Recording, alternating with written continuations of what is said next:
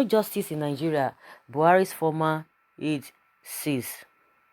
Oko Obla, a former aide to President Muhammadu Buhari, has expressed disappointment with Nigeria's justice system. Mr. Obla headed a special panel on the recovery of government property before he was removed by Mr. Buhari in September last year over corruption allegations.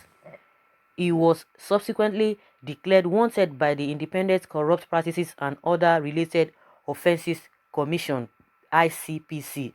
He said, "My faith in Nigeria is seriously shaken that there is no justice in Nigeria," Mr. Obla said in an interview with Calitown.com, an online newspaper with focus on Cross River State, where the former presidential aide is from.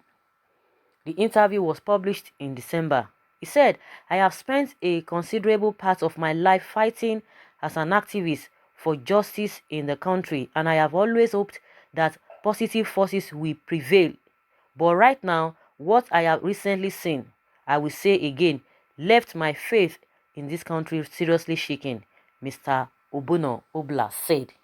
Mr. Obla, in the interview, insisted that his removal by President Buhari was due to a gang-up by some powerful people in the government. The president, he said, has some big people around him who are bad. "Right now, I won't lie. If I am ever offered any anti-corruption work in Nigeria, I will be very skeptical about it, even if there is protection. I worked and was bent on doing the right thing in consonance with the real demands of that assignment, but there are people in this country who will never let good things happen to this country." The former presidential aide attributed his travails partly to the chairman of the ICPC, whom he claimed saw him as a rival because he was once considered the Vice President Yemi Osinbajo. He was once considered by Vice President Yemi Osinbajo as a good man to head the ICPC. When Premium Times sought for ICPC's reaction, his spokesperson, Rasheedat Okoduwa, said the invitation to come to ICPC is to give Mr. Obla the opportunity to respond to allegations against him. Where is the issue of rivalry in that? He said, "We are still expecting him, and the honorable thing will be for him to avail himself of that opportunity to exonerate himself," Mrs. Okoduwa said. Mr. Obla said there were infighting in his panel because, according to him, he insisted on reporting directly to Mr. President and not Mr. Osinbajo as wanted by some of the panel members. Mr. Obla said no other anti-corruption agency in this country had sincerely gone to the extent we went. He said, "We investigated the Petroleum Equalization Fund, PEF, and the $7 billion bailout fund that the Obasanjo administration granted commercial banks in the country." He said, "You remember that in 2006, when Ç0Soludo was governor of the Central Bank of Nigeria, CBN, a bailout fund of $7 billion was given out to commercial banks for recapitalization. This was not money dashed to the banks. The banks were loaned these funds and they were supposed to return this money to the federal government. But as I speak, going into 2020, this particular money has not been returned. In the course of our investigation into why this money was not returned, I wrote to the central bank about this money, and in their reply, the CBN said the board of CBN met sometime in 2006 and wrote off the money. It was absurd to hear this, and we went into asking in our investigation, how come money belonging to you and I, the ordinary Nigerians, was taken and handed over to a few well-placed persons who traded with the money through their privately owned commercial banks and then got their cronies to sit in whatever board and wrote off these bailouts? Isn't this amazing?" he said. He said, "I was also leading an investigation into the oil block that was sold to Mobil Nigeria, and Mobil paid only $650 million instead of $2.5 billion. In this particular transaction, the eminent human rights activist Femi Falana wrote a petition against it, and we began asking questions.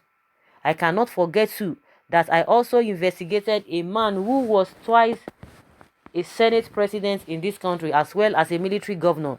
He had extensive and expensive property outside Nigeria, offshore, in places like the Virgin Islands, etc.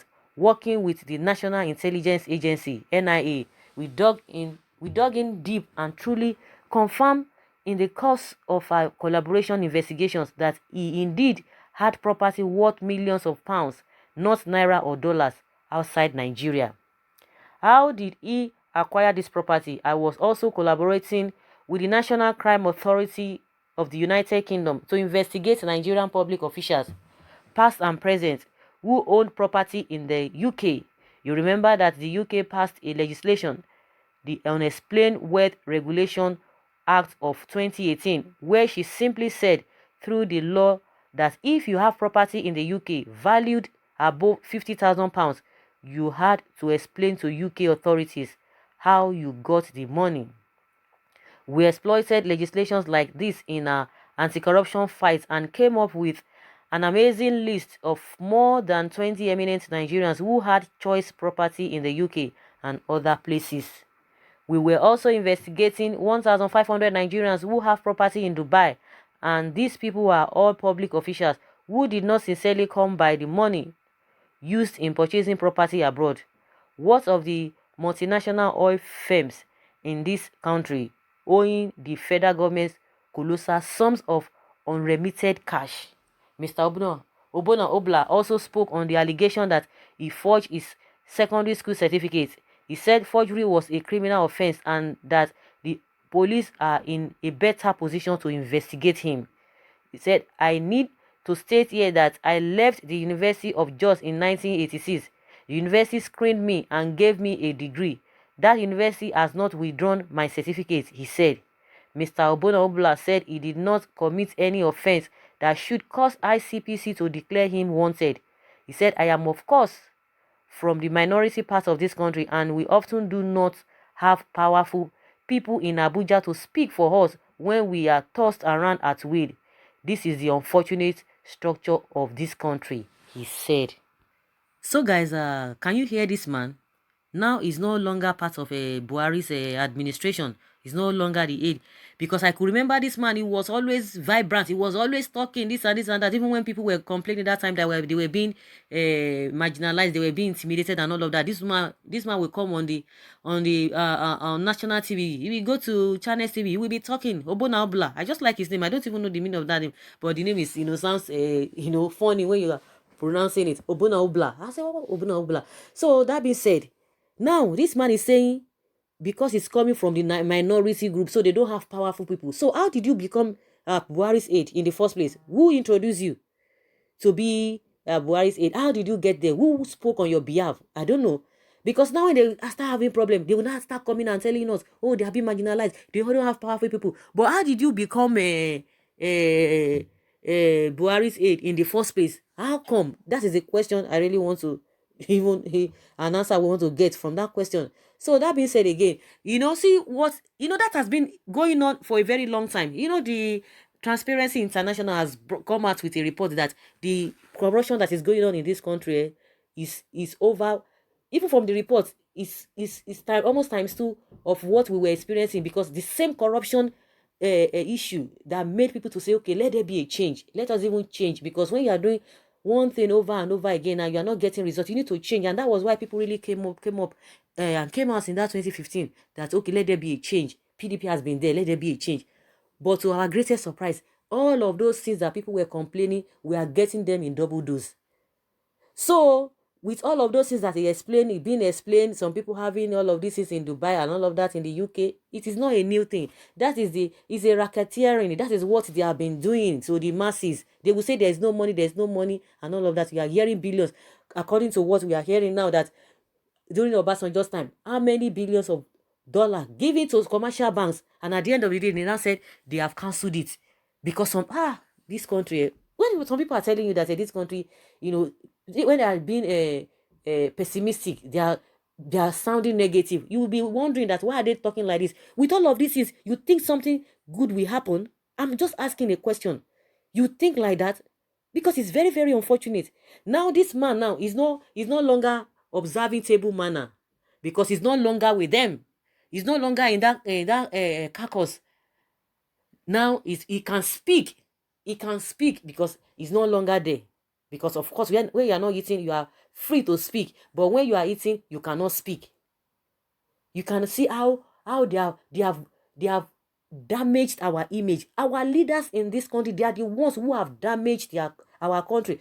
I came across a video on YouTube. Somebody was saying, oh, why is it that Nigerians are the most hated people? They are the most wanted. Everybody, because this is a stereotype issue. Of course, we still have good people. But when you talk about people who are giving us bad names, they are our leaders. They are the ones giving us bad names. You see how much they take to other countries to go and start our money inside all those countries. Do you think it is my? Is it when you talk about all these small people committing crime? But the biggest crime of all time, our leaders are the ones committing it. Yes, all these our politicians, they are the ones committing it. You will carry money, all of them. They have different this thing all over the place. Refineries that we cannot build in our country. They have them, individuals having them all over the place. They know themselves. Even you too, those people who have refineries outside this country. Some of them are ex-convicts. You know them. They have all of those things. Where did they get that money? Is it not the same Nigeria? And they will tell you that Nigeria is poor, Nigeria is this, Nigeria is that. We shouldn't be even having business with poverty. That is just the way it is. But see what this man is now, this revelation, because he's no longer with them. Had he been, he's still with them. Nothing. You will never hear all of these things, such things. And now he's telling us because where he came from, they are from the minority. So whatever. That is why nobody to speak for you. But who spoke for you before you became a Buhari's aide? Who introduced you? Who made you aide in the first place? When they are no longer with at the corridor of power, they will now be coming to the people to sympathize. I'm not saying what he has said, whether it is true or it is not true, because all of what he has said, because we know that is what has been happening. I'm not even talking about those, but we know dangerous things are happening in this country. Bigger things are happening in this country. Few people, less than 5%, they are the ones benefiting what is happening, the dividends of the democracy or the goodness of this country. Less than 5%. See the numerous people who are living in abject poverty, and they are happy. They will be rigmaroling. They will be moving around circles, saying that they are working. Working what? Doing nothing. I'm going to do a video. The vice president has been saying that they have not been able to reach people as far as, people who are suffering, they have not been able to reach people to be able to bring them out of poverty. And they will come, and the same person went to be sharing 10,000 naira, as if 10,000 naira is going to do something. But that is not what we are talking about. We are talking about Obona Obla. You can imagine, it's exposing all the things happening, now saying that there is no justice in Nigeria because you are no longer with him. So guys, I would like to hear from you, from what Obona Obla has explained. Leave your comments below. Thank you very much.